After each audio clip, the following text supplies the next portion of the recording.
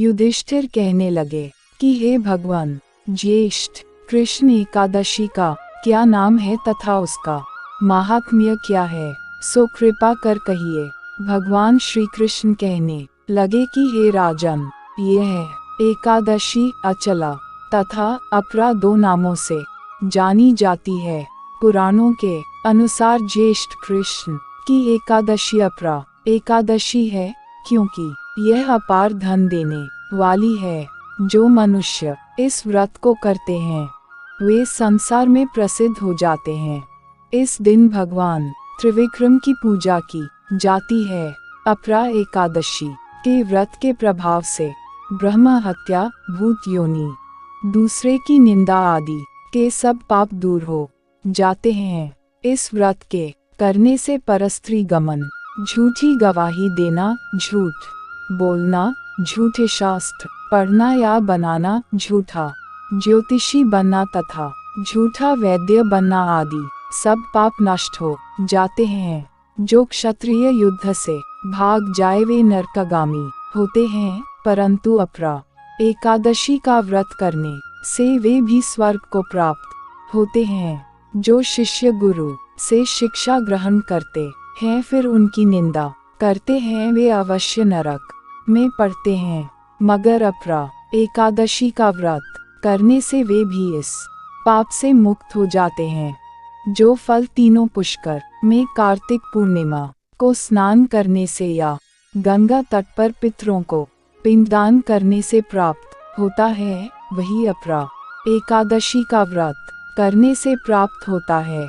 मकर के सूर्य में प्रयागराज के स्नान से, शिवरात्रि का व्रत करने से, सिंह राशि के बृहस्पति में गोमती नदी के स्नान से, कुंभ में केदारनाथ के दर्शन या बद्रीनाथ के दर्शन, सूर्य ग्रहण में कुरुक्षेत्र के स्नान से, स्वर्णदान करने से अथवा अर्धप्रसूता गोदान से जो फल मिलता है वही फल अपरा एकादशी के व्रत से मिलता है। यह व्रत पापरूपी वृक्ष को काटने के लिए कुल्हाड़ी है, पापरूपी ईंधन को जलाने के लिए अग्नि, पापरूपी अंधकार को मिटाने के लिए सूर्य के समान, मृगों को मारने के लिए सिंह के समान है। अतः मनुष्य को पापों से डरते हुए इस व्रत को अवश्य करना चाहिए। अपरा एकादशी का व्रत तथा भगवान का पूजन करने से मनुष्य सब पापों से छूटकर विष्णु लोक को जाता है।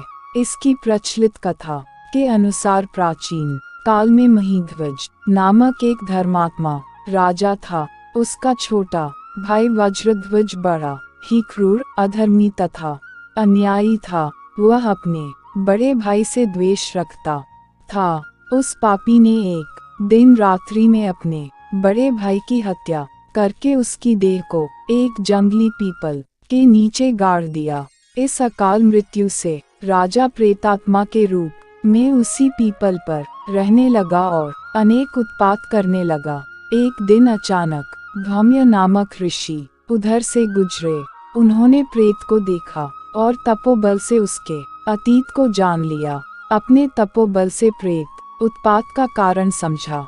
ऋषि ने प्रसन्न होकर उस प्रेत को पीपल के पेड़ से उतारा तथा परलोक विद्या का उपदेश दिया।